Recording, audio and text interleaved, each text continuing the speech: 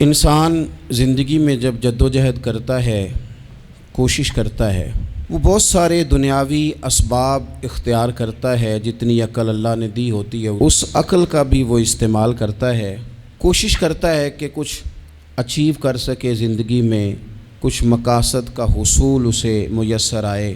عزیز بھائیوں، ایک بات اپنے ذہن میں اچھی طرح بٹھا لیں اور لکھ لیں کہ زندگی میں جو کسی بندے کو کامیابی حاصل ہوتی ہے وہ رب تعالیٰ کی مدد سے حاصل ہوتی ہے۔ اگر رب تعالیٰ مددگار ہو تو پھر کوئی چیز بھی رستے میں رکاوٹ نہیں بنتی، اور اگر مالک کریم کو منظور نہ ہو تو انسان بہترین سیاستدان ہو، اچھا ایڈمنسٹریٹر ہو، اس کا ذہن بڑی وسعت رکھتا ہو، بڑی اچھی پلاننگ کرنا جانتا ہو، سارا کچھ ہو، تو بندہ ناکام ہو جاتا ہے۔ مسلمانوں کو جتنی کامیابیاں ملیں ان کا پس منظر صرف اتنا تھا کہ اللہ تبارک و تعالیٰ نے اپنے بندوں کی مدد فرمائی، اور اب تعالیٰ نے قرآن مجید میں اس حقیقت کا بیان کیا، فرمایا بل اللہ مولاکم، فرمایا بلکہ اللہ تمہارا مولا ہے، وَهُوَ خَيْرُ النَّاصِرِينَ، اور وہ بہترین مددگار ہے۔ وہ جو رب تمہارا مولا ہے وہ بہترین مددگار ہے، اور اگر وہ مدد کرے تمہاری، سورہ آل عمران میں آگے جا کے ارشاد فرمایا اگر اللہ مدد کرے تو پھر تم پر کوئی غالب نہیں آ سکتا، اور اگر وہ تمہاری مدد چھوڑ دے تو پھر کوئی تمہاری مدد کر سکتا، کوئی مدد نہیں کر سکتا۔ بدر کی جنگ بھی اور فتح مکہ بھی رمضان المبارک میں ہوا ہے۔ میں دونوں پر غور کر رہا تھا تو ایک نیا مضمون میرے ذہن میں آنے لگا۔ بدر کی جو جنگ ہے اس میں بھی ایک عجیب انقلاب آیا ہے کہ 313 نے 1000 سے مقابلہ کیا، اور جن 1000 سے مقابلہ کیا وہ اسلحے سے لیس تھے، اور یہ جو 313 ہیں ان کے پاس 6 زرہیں، 8 تلواریں، چند گھوڑے، لیکن اللہ نے کامیابی دی تو خود رب نے بیان کیا کس طرح دی، فرمایا وَلَقَدْ نَصَرَكُمُ اللَّهُ بِبَدْرٍ وَأَنْتُمْ أَذِلَّةٌ۔ وہ کامیابی اس طرح ملی ہے کہ رب نے تمہاری مدد کی تھی، تم تو کمزور تھے، اللہ نے بدر میں تمہاری مدد کی، تم جیت گئے۔ وَلَقَدْ نَصَرَكُمُ اللَّهُ بِبَدْرٍ وَأَنْتُمْ أَذِلَّةٌ، اللہ نے بدر میں تمہاری مدد کی، تم تو کمزور تھے۔ پھر فتح مکہ نصیب ہوئی تو اس میں بھی بہترین منصوبہ بندی نبی پاک علیہ السلام نے فرمائی، بہترین حکمت عملی حضور نے اپنائی، لیکن ہمیں جو اللہ رسول نے بات سمجھائی وہ کیا ہے؟ اذا جاء نصر اللہ والفتح، فرمایا جب اللہ کی مدد آئی اور فتح نصیب ہو گئی۔ یہ اللہ نے مدد فرمائی تمہاری، یہاں بھی فتح مکہ بھی اللہ کی مدد سے، جنگ بدر بھی اللہ کی مدد سے۔ وہ جو مدد ہے اللہ تعالیٰ کی، جب وہ ہم یہ کرتے ہیں کہ ہم اپنی ساری زندگی سیاست کی نظر کر دیں، ہماری سیاست صرف ملک میں نہیں ہوتی، ہماری سیاست خاندان میں بھی ہوتی ہے، ہم گھر کے اندر بھی سیاست کرتے ہیں، ہم کسی خاص طریقے سے لوگوں کو اپنے پیچھے چلانا چاہتے ہیں، ہم ایک خاص اسلوب اختیار کرتے ہیں کہ لوگ ہمارے پیچھے چلیں۔ اس کا نقصان ہمیں یہ ہوتا ہے کہ سیاست جو ہوتی ہے یہ شطرنج کے ہیر پھیر کی طرح ہوتی ہے، تو اس کے راز بڑی جلدی کھلنے لگ جاتے ہیں، پتہ چل جاتا ہے کہ بندہ مخلص نہیں تھا، سیاست کر رہا تھا، طریقے سلیقے سے اس نے جوڑ کے رکھا ہوا تھا۔ ہم ہر جگہ سیاست کے بل بوتے پر چیزوں کو لے کے چلنا چاہتے ہیں، سیاستیں ناکام ہو جاتی ہیں، سیانے لوگ فیل ہو جاتے ہیں، بچتا صرف وہی ہے جس کے پیچھے رب تعالیٰ کی مدد شامل حال ہوتی ہے۔ اپنی زندگی کے اندر ہم جو کچھ بھی کر رہے ہیں، جس شعبے سے بھی ہمارا تعلق ہے، آج ہم نے اس بات پہ غور کرنا ہے کہ پہلے تو یہ غور کر لیں کہ جو کام ہم کر رہے ہیں کیا وہ کام ایسا ہے کہ اس میں اللہ کی مدد ہمیں ملے گی؟ اگر آپ کوئی معاذ اللہ ناجائز کام کر رہے ہیں، فعل حرام کا ارتکاب کر رہے ہیں، تو اس میں تو مدد الہی آئے گی نہیں۔ پہلے تو یہ دیکھیں جو کر رہے ہیں وہ کام مدد الہی والا ہے، اور اگر اللہ تعالیٰ کی مدد والا وہ کام ہے پھر اس پر غور کریں کہ کیا ہم نے مالک سے مدد کا سوال کیا ہے، ہمیں مدد میسر آ رہی ہے۔ وہ میں نے بزرگوں سے ایک بات سنی تھی، وہ بڑی یاد رہ گئی۔ وہ فرمایا کرتے تھے قابلیت بھی بڑی چیز ہے لیکن قبولیت سب سے بڑی چیز ہے۔ قابل ہونا بھی بڑی بات ہے لیکن زیادہ بڑی بات یہ ہے کہ اس کی بارگاہ میں قبول بھی ہے کہ نہیں۔ اپنی زندگی میں اللہ کی مدد کی طرف بڑھیں، مالک کی مدد کا حصول اختیار کرنے کی کوشش کریں، اللہ کے ساتھ اپنے آپ کو جوڑیں۔ اگر اللہ کی مدد نصیب ہو، یہ جو ہم جتنا ڈرتے رہتے ہیں، سہمے رہتے ہیں، پریشان رہتے ہیں کوئی کیا کر دے گا، ہمارے ہاں نا ہر شعبے میں معاذ اللہ ایک مافیا ہے، الا ماشاء اللہ۔ وہ مافیا کہتا ہے میرے ساتھ ملو گے تو میں چلنے دوں گا، ورنہ میں نہیں چلنے دوں گا، مارکیٹ میں آ ہی نہیں سکتا فلانا بندہ، چونکہ یہاں ہمارا قبضہ ہے۔ اور میرے بھائی پھر بہت سارے لوگ جن کی نیتیں اور ارادے بڑے اچھے ہوتے ہیں شروع میں، وہ بھی اس مافیا کا شکار ہو جاتے ہیں اور ان کے رنگ میں رنگ جاتے ہیں۔ یاد رکھنا، کسی شخص کی بلیک میلنگ کا کبھی شکار نہ ہونا، کبھی کسی کی میٹھی اور مسجع مکفہ باتوں کا شکار نہ ہونا۔ کوئی کیا کر سکتا ہے اگر اللہ مددگار ہو تو؟ جس کو رب کریم اٹھانا چاہے اسے کوئی گرا سکتا ہے؟ ہم یہ ڈرے ڈرے سہمے پریشان فیصلہ کرنے کی طاقت نہیں، مجھے چلنا چاہیے کہ نہیں، اٹھنا چاہیے کہ نہیں، کرنا چاہیے، اٹھ باندھ کمر کیوں ڈرتا ہے؟ پھر دیکھ خدا کیا کرتا ہے۔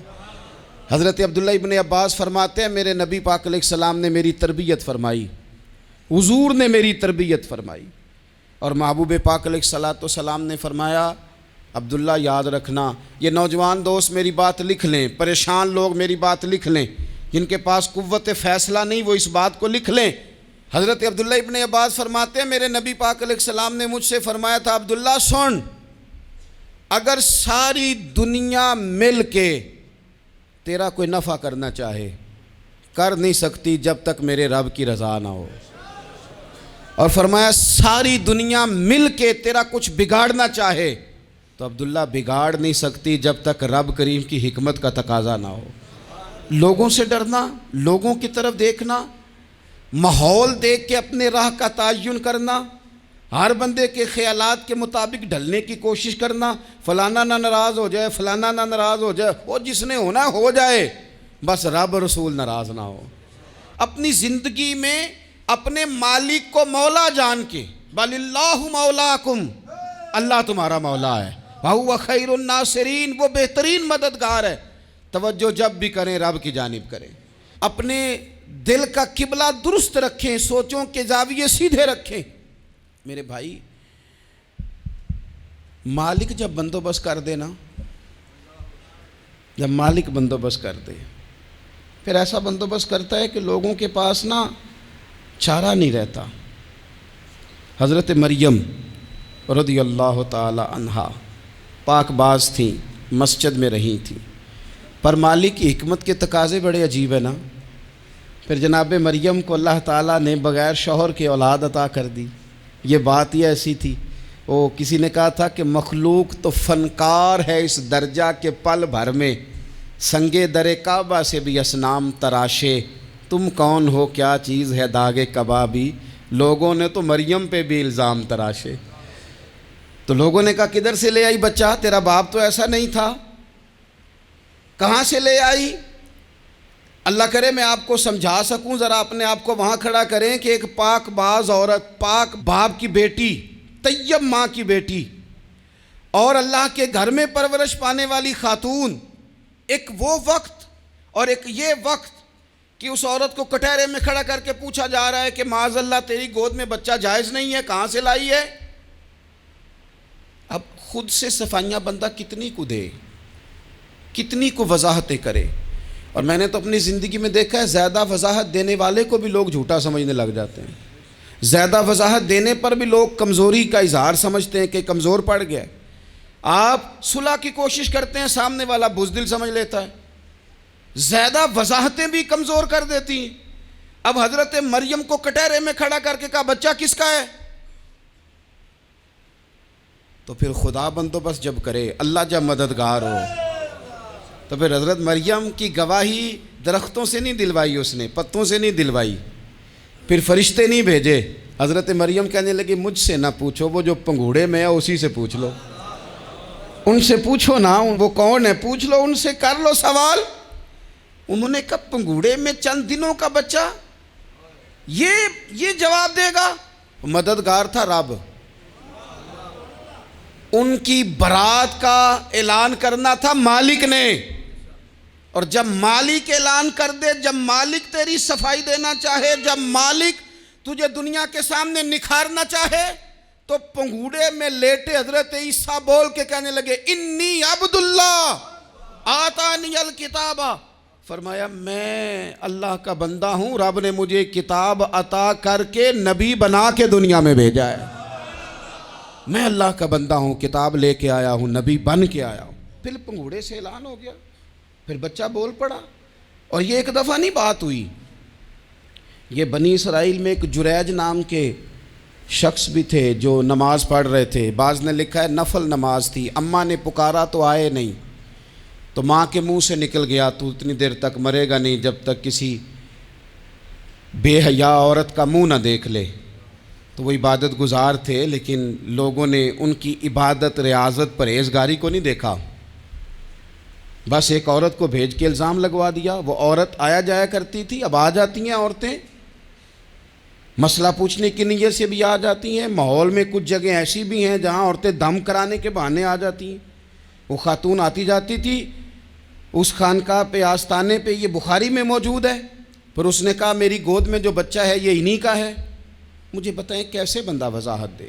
حالات خراب ہو گئے، لوگ کٹیا جلانے لگے، ماحول اور طرح کا بن گیا۔ میرے نبی پاک علیہ الصلوۃ والسلام فرماتے ہیں پھر اس رب کے بندے نے کہا مالک تو کریم ہے، تیری مشیت کا تقاضا آیا جو میری ماں نے جملے بولے تھے، پر اب میں وضاحت دینے کے قابل نہیں رہا، اب تو ہی کرم کرے گا تو دروازہ کھلے گا۔ تو وہ چند دنوں کا بچہ پنگوڑے میں بول کے کہنے لگا میں اس درویش کا نہیں، میں تو فلانے چرواہے کا بچہ ہوں، وہ جو بکریاں چراتا ہے۔ رب کی مدد کو پکاریں، اپنے ساتھ اپنے مالک کی مدد کو شامل کریں، تھوڑے رزق پر بھی گزارا اچھا ہونے لگ جائے گا۔ سارے لوگ آپ کو گرانے کی تدبیریں کر رہے ہوں گے اور مالک آپ کو عزتیں عطا فرما دے گا، اس کی بارگاہ سے حکمت کا تقاضا اور ہو جائے گا۔ ہم نے ساری زندگی لوگوں کو راضی کرنے میں گزار دی، ساری زندگی بڑھاپا آ گیا بچوں کو پالتے، اور بچوں نے آخری عمر میں کہہ دیا ابا اگر کوئی ڈھب کا کام کر لیتے تو آج ہمارے دن بھی پھر نہ جاتے۔ ساری زندگی گزار دی بہن بھائیوں کو راضی کرنے میں، ساری زندگی گزار دی ذمہ داریاں اٹھانے میں، ان کو 99 دفعہ دیا، ایک دفعہ نہیں دیا تو انہوں نے کہہ دیا تو نے تو کبھی دیا ہی نہیں، تو تھا ہی نہیں۔ ساری زندگی محلے داروں، علاقے والوں کو راضی کرنے میں گزار دی۔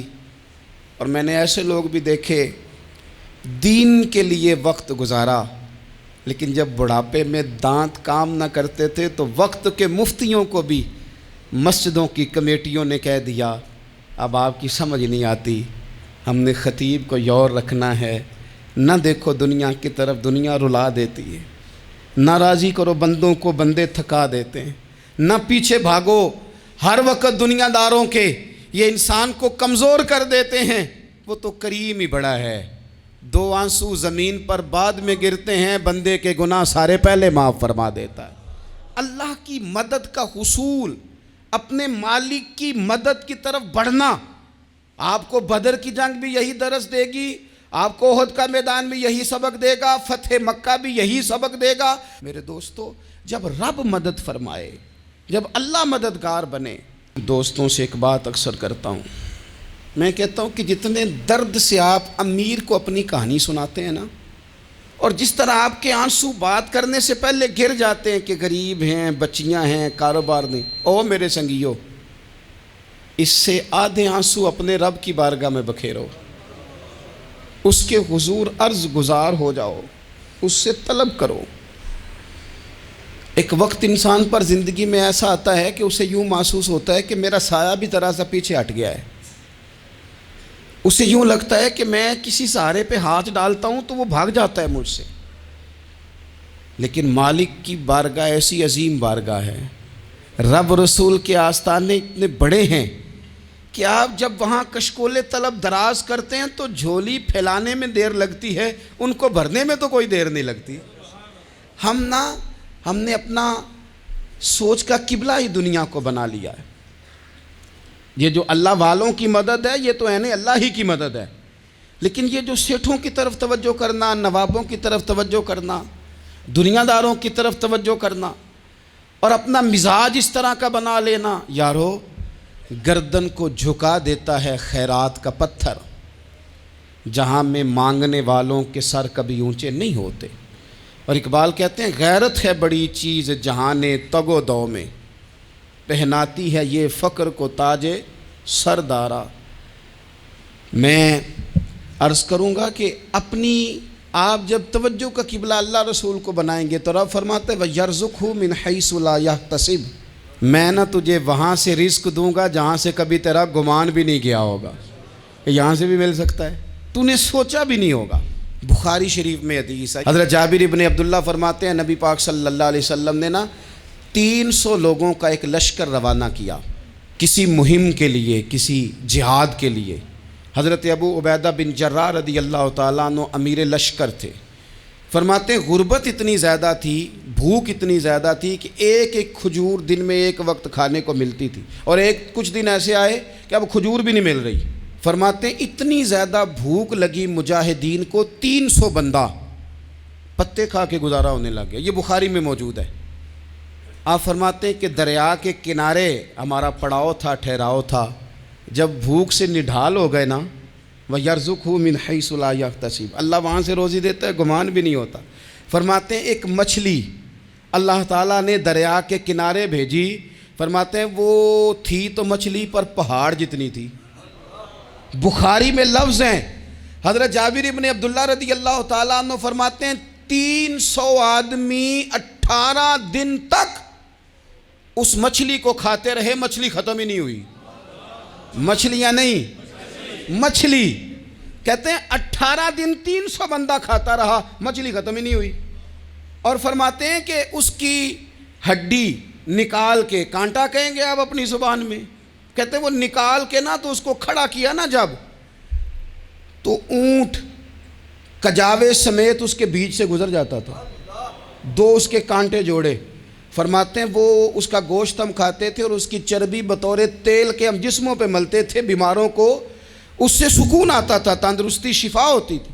فرماتے ہیں ہم کھایا بھی ہم نے، اور کچھ لے کے ہم مدینے بھی گئے، اور قربان جائیں نبی پاک نے بھی اس میں سے کھایا۔ ہم نے عرض کی حضور یہ معمہ کیا ہے، یہ ماجرا کیا ہے؟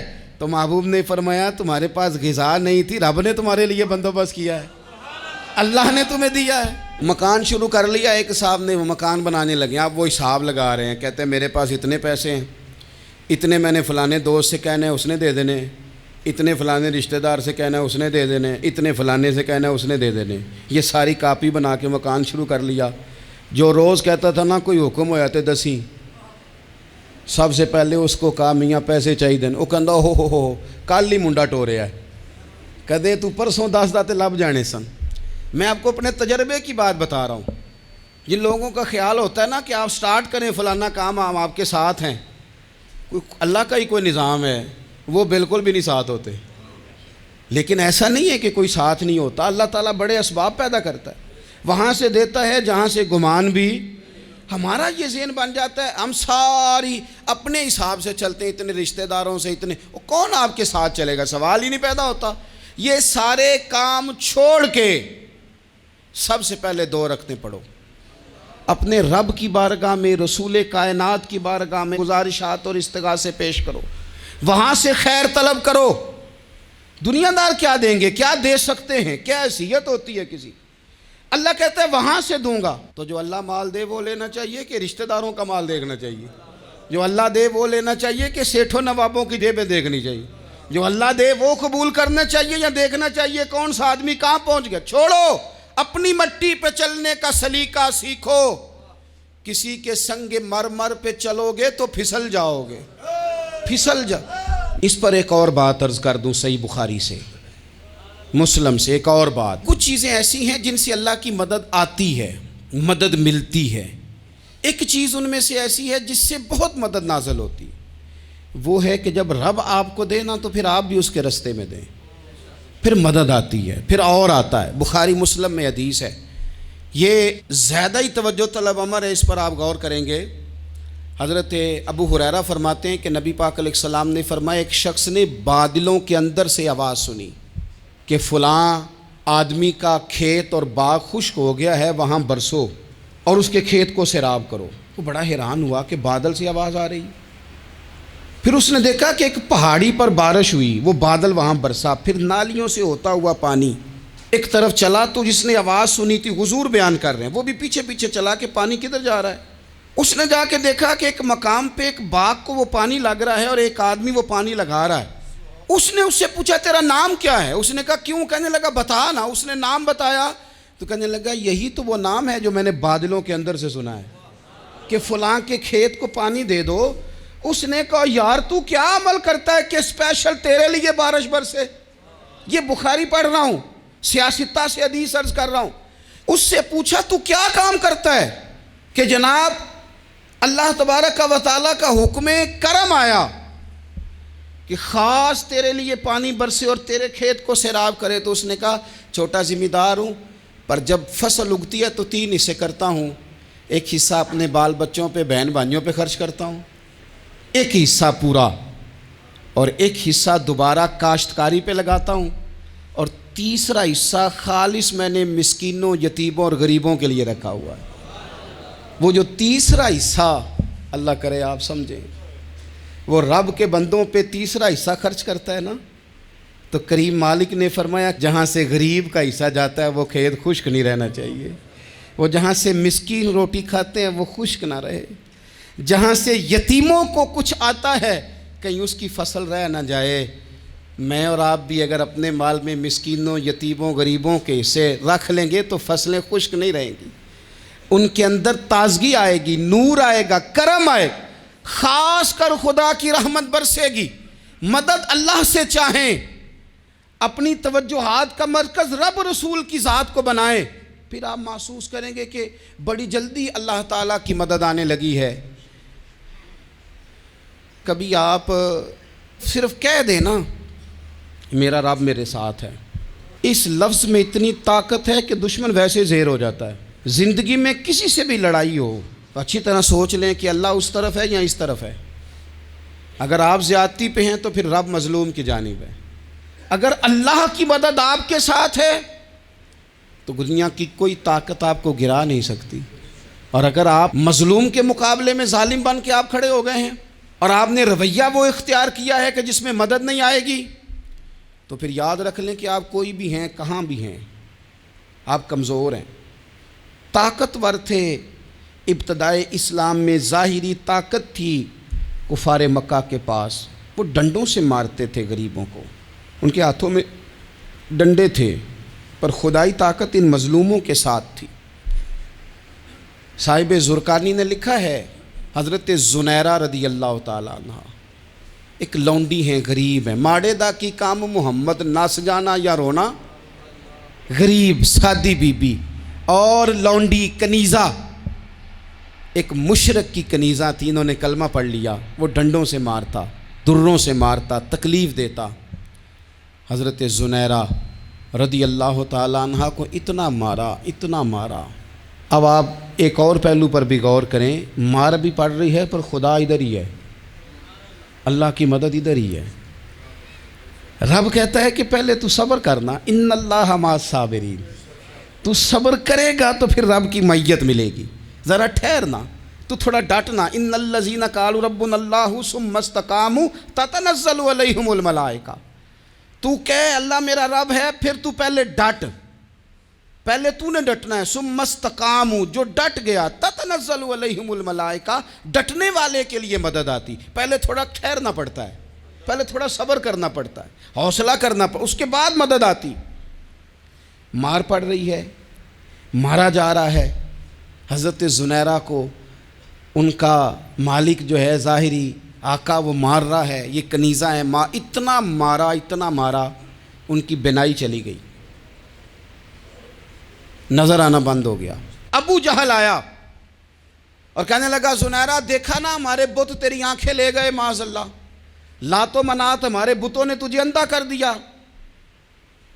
اب ایسا نہیں ہے کہ بی بی روتی جا رہی ہے، روتی جا رہی ہے، مایوسی مایوسی، معاذ اللہ، پریشانی، غریبی بڑی ہے، پوچھنے والا کوئی نہیں، یہ باتیں نہیں۔ کیا جملے ہیں خاتون کے، کیا لفظ ہیں۔ ابو جہل نے تنزیہ کہا، معاذ اللہ، کہنے لگا دیکھا نا ہمارے بتوں نے تجھے اندھا کر دیا۔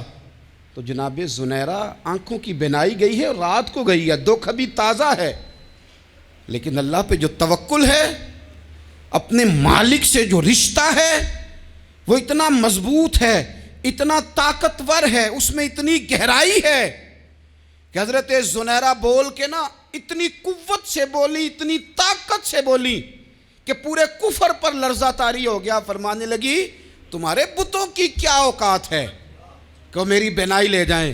یہ میری رب کی حکمت کا تقاضا ہے۔ جب تک اس نے چاہا زنیرہ دیکھتی رہی، اور جب اس نے چاہا زنیرہ کی آنکھوں کی بینائی چلی گئی، اور اگر وہ چاہے گا نا تو بینائی واپس بھی کر دے گا۔ اگر ہو ذوق یقین پیدا تو کٹ جاتی ہیں زنجیریں، اگر وہ چاہے گا تو بینائی آ بھی جائے گی۔ حضرت زنیرہ نے رات کو یہ لفظ کہے، ابو جہل اور سارے کفار ڈر کے سن کے چلے گئے، آپ اطمینان سے آ کے بستر پہ سوئی۔ جب سویرے اٹھی تو اللہ نے آنکھوں کی روشنی واپس کر دی تھی۔ آنکھوں کی اب چھڑی پکڑی ہے، بازاروں میں گھومتی ہے، کہتی ہیں بلاؤ کدھر ہے تمہارے لات و منات، دیکھو میرے رب نے روشنی واپس کر دی۔ آ کر میرے ساتھ ادھر آ، ستمگر ہنر آزمائیں، تو تیر آزما ہم جگر آزمائیں۔ بیمار لوگوں یاد رکھو، کہہ دیا ڈاکٹر نے کہ تو بڑا بیمار ہے، تو بڑا کمزور ہے، یہ ہو گیا وہ ہو گیا، تو ڈاکٹر اپنے علم کے مطابق بات کر رہا ہے، ہوگا تو وہ جو میرا رب چاہے گا۔ کمزور ہو جانا، پریشان ہو جانا، تکلیف میں آ جانا، پتہ نہیں بات ہو گئی ہے تو جانے کیا ہو جائے گا۔ اپنی زندگی کے اندر اپنے رب سے رشتہ مضبوط کریں، رسول کائنات سے رشتہ مضبوط کریں، اللہ والوں سے رشتہ مضبوط کریں۔ حضرت زنیرہ نے پیغام دیا کہ زندگی میں جو جینا چاہتے ہیں تو وہ رب کا نام لے کے جی سکتے ہیں، جو اپنی زندگی میں خوشیاں دیکھنا چاہتے ہیں تو رسول اللہ کے نام پر خوشیاں دیکھی جا سکتی ہیں۔ توکل کی بنیاد پر بندہ خوشیاں لے سکتا ہے، اور اگر انسان میں توکل نہیں ہے تو پھر وہ اس کالے جادو سے بھی ڈر رہا ہے، وہ نیلے سے بھی ڈر رہا ہے، وہ پیلے سے بھی ڈر رہا ہے، وہ فلانے سے بھی ڈر رہا ہے، وہ میرے خلاف فلانا رشتہ دار سازش کر رہا ہے تو ڈر رہا ہے، فلانا میرے بارے میں یہ کر رہا ہے تو ڈر رہا ہے، وہ پتہ نہیں دنیا ادھر ہو جائے گی تو کیا ہو جائے گا، اٹھ باندھ کمر کیوں ڈرتا ہے، پھر دیکھ خدا کیا کرتا ہے۔ تو اس ساری گفتگو کا نچوڑ آپ کو یہ عرض کیا ہے، سب سے پہلے تو یہ کہ میدانوں میں مدد بھی اللہ کی، رزق میں مدد بھی اللہ کی، فصلیں خشک ہوں تو مدد پھر بھی اللہ کرے، تو پھر ساری مدد، اور اگر انسان بیمار ہو تو پھر بھی مدد اللہ کی۔ تو اپنے اللہ کی جانب توجہ کو بڑھائیں، آپ اللہ سے مدد کے سوالی بنیں۔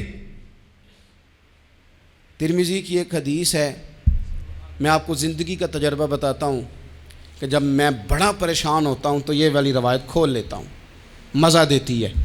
میرے نبی پاک علیہ السلام نے فرمایا اپنے دکھ سیٹھوں نوابوں کو نہ کہنا، مالداروں کا نہ کہنا، ورنہ اللہ تمہیں کبھی غنی نہیں کرے گا۔ فرمایا اپنے دکھ اپنے رب کی بارگاہ میں عرض کرنا، جلدی کرے یا دیر سے کرے اللہ تمہیں لوگوں سے بے نیاز کر دے گا، اللہ تمہیں غنی کر دے گا۔ رات کو بیٹھو نا اس کی بارگاہ میں، اسے دکھڑے سناؤ، چھوٹی چھوٹی باتیں۔ حضور نے فرمایا نمک بھی مانگو تو رب سے مانگو، چھوٹی چھوٹی بات سے شروع کرو نا۔ جب بندہ شروع کرتا ہے نا چھوٹی چھوٹی چیزیں تو بڑی ساری چیزیں یہ اس طرح ہوتا ہے جیسے بندہ رب سے گفتگو کر رہا ہے، مالک مجھے یہ چاہیے، مالک میں یہاں کمزور ہوں، اللہ میں یہاں پریشان ہوں۔ آپ یہ کر کے تو دیکھیں، لمبی لمبی دعائیں مانگ کے تو دیکھیں، اس کے حضور جوڑ کے تو دیکھیں، آپ دیکھیں گے راحت کتنی ہے، سکون کتنا ہے۔